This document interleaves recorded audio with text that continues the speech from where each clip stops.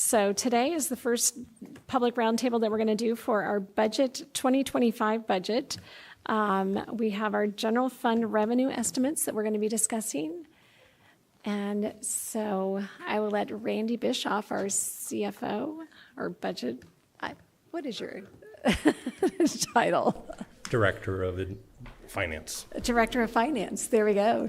Randy, would you like to please tell us about our revenues? Certainly. I would love to do that. We can go to the next page, Ron. There we go. All right, so this is an overview of our revenues. As you can see, the blue section, that is our largest source of revenue now at the county. That is our sales taxes.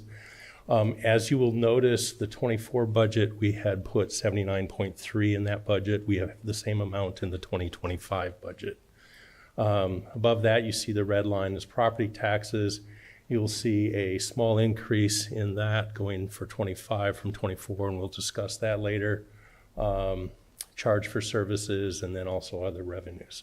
So right now, our total budget is at $259.3 million for the general fund. Next slide. So this here just gives a little bit of history on our sales taxes.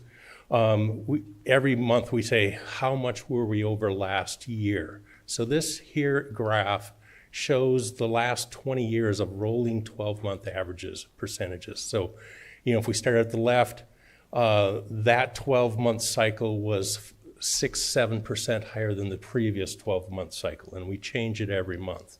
And as you can see, it's moved around. So for example, in that red section, it was going down. That was the early 2000s recession. And then we came out of that, and it kind of, as with all recessions, you kind of shallow out. And then the state of Spokane Valley incorporated, so we lost a lot of sales tax revenue. So we had a deep dive for 12 months because, again, it's a rolling 12. So that, each time you lose a month, it keeps getting added on. So that bottomed out in 2004. In 2004, 2005, we did add the public safety sales tax. And so that's when we started seeing that revenue go back up. It peaked in the 2006, 2007 area, and then we had the Great Recession. That's when the housing market collapsed and we went down, and really it took us, the technical recession was only 2 years long, but it took us about 6 years to come out of that. Then in 2014, we started growing, and we've been on a strong growth pattern. And then COVID hit the tan area, and we went down again. Then we rebounded out of COVID. And now we're going, as you can see, the very end is our current trend. We are not in a recession. Go to the next slide. Madam Chair, just a question on this slide, if I could. Yes, go ahead. When was the change to allow collection of sales tax based on where the online purchase is? Do we know? Just curious. I'm trying to remember. I want to say around 7. I'd have to look. Okay. It was in the late teens, though, I believe, when that case was settled in South Dakota. Okay, thank you. So the next slide. So as we're looking and planning toward next year's sales tax revenue, since it is our largest, we looked at the previous recessions and looked how the slope was, how we came out of them. And the slope we're in now, the current trend, is very similar to the early 2000s, where it started shallow and it just shallowly went down. And which is why, economists are talking about we're not going to hit a recession, we're just going to have a soft landing, we'll get down close to zero and start back up. So that is why, versus the other recessions, which are very steep. So if you go to the next slide, that's why we, based upon what we're reading and the economists and that, we do expect some growth next year. We expect it to be 1%. And that's why our revenue is flat, because in 24 we had budgeted a 2% increase. And as of today's report, we're at 0.6%. We think we'll get to 1% by year end based upon what we're reading and seeing, and with interest rates going down.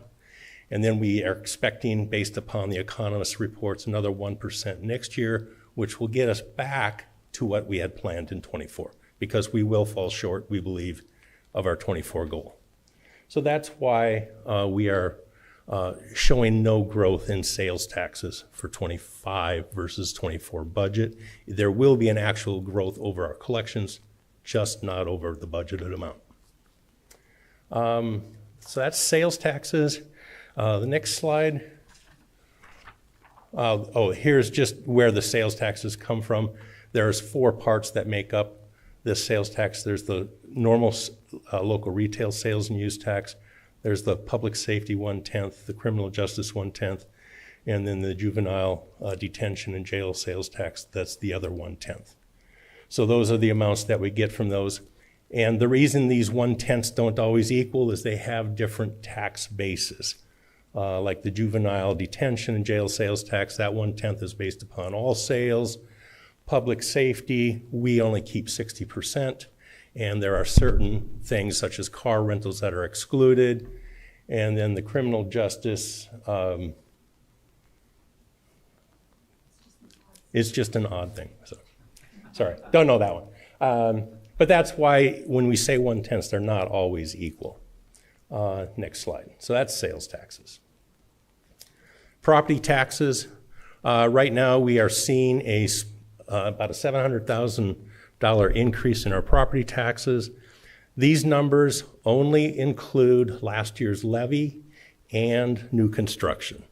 So new construction this year added about added $1 million to our property tax, but we will only recognize about $700,000 because a lot of the growth was in the TIF areas. So that money, 75% of that money goes to the TIF, so we're getting a lesser percentage of that. We will have another meeting on November 18th where we talk about property taxes in detail. For example, you will have decisions on if you want to take a percentage growth, and it could be up to the legal maximum, or you could do a road levy shift if you wanted to. But those are decisions that you will make on the 18th, so they have not been built into this model. So that gets us to our property taxes of $61.7 million for the general fund. And then you can see the history from 2018. On the far left, you'll see our levy rate. The maximum levy rate for the county is $1.80 per thousand. This year, we are projecting that it rounds to 70 cents, but it will actually be just under 70 cents per thousand. It'll be at 69.84, I believe, is the number. So, but again, those are just rough projections based upon what we know today. These numbers will change a little bit as state assessed and refund levies come in, but this is what we know today from the assessor's office. Next slide. Another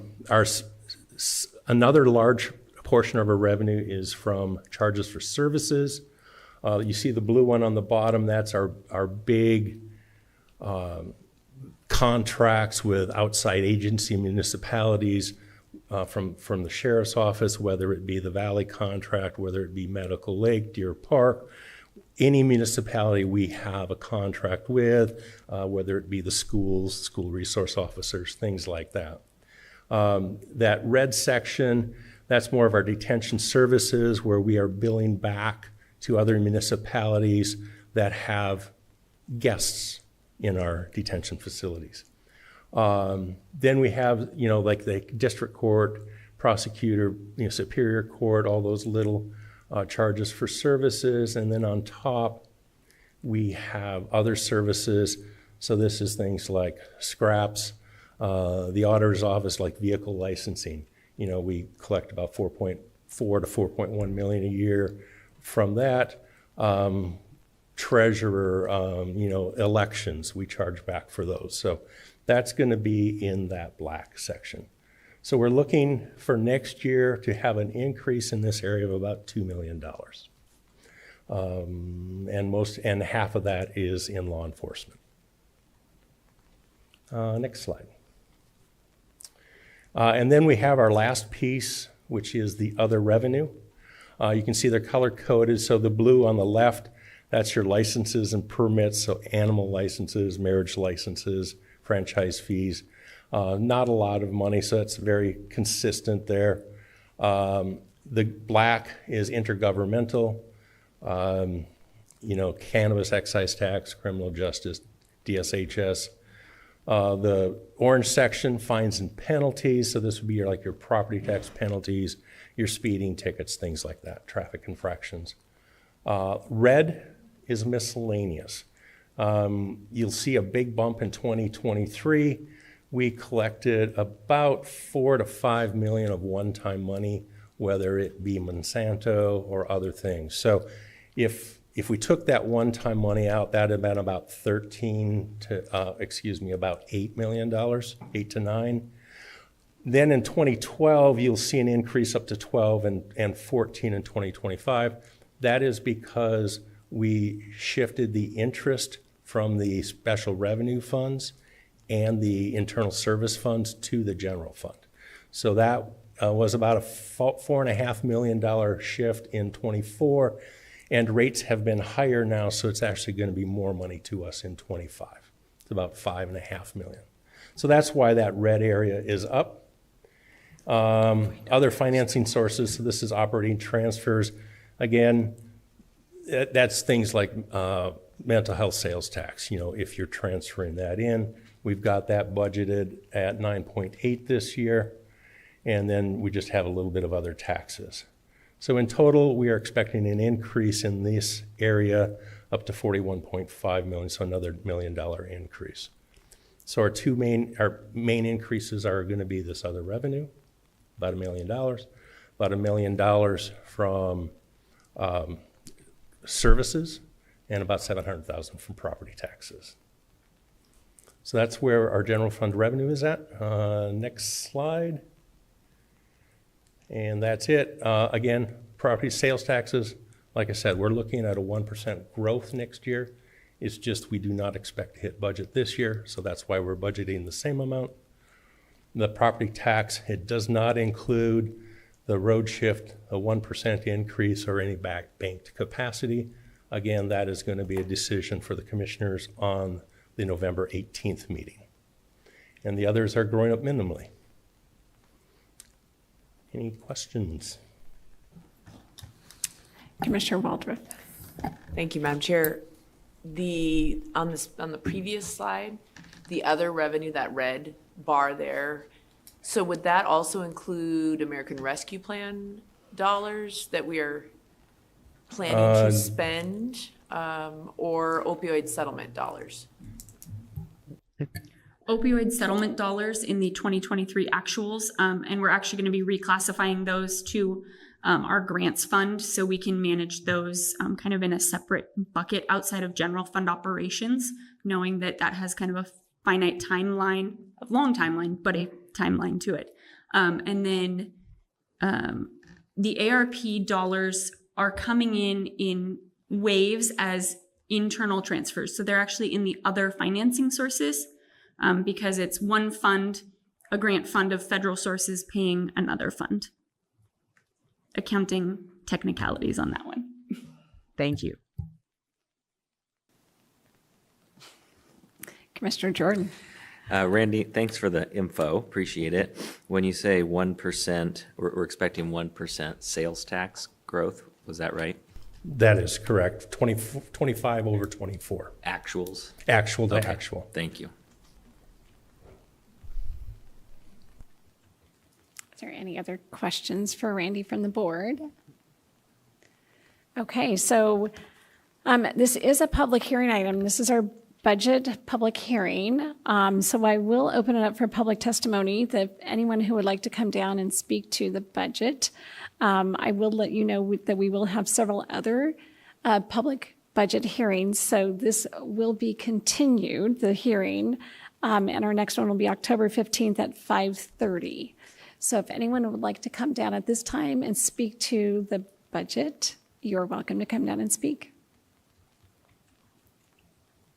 I'm not seeing anyone just jump up and run down or anyone on the Zoom. Budgets are just such exciting topics for everybody.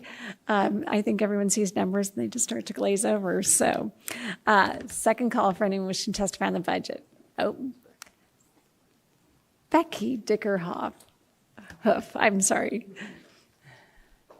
Oh, it seems like this is an appropriate time to remind you that 1590 could become part of the budget. Yeah, you agree. This would be a real incentive towards housing market in our county. Thank you. Would anyone else like to testify? Okay, seeing no one, then we will be continuing this. So I will not be closing the open public testimony. I will be continuing the open public testimony until October 15th at 5:30 for our next budget roundtable. But that does bring us to the end of our agenda. So is there anything else on today's agenda? Nothing from me, Madam Chair. Thank you. Nothing for me either, Madam Chair. Very good. Then I will conclude our meeting for today. Again, remember that we are continuing the budget roundtable hearings to next Tuesday or till Tuesday, October 15th at 5:30. And I will adjourn this meeting.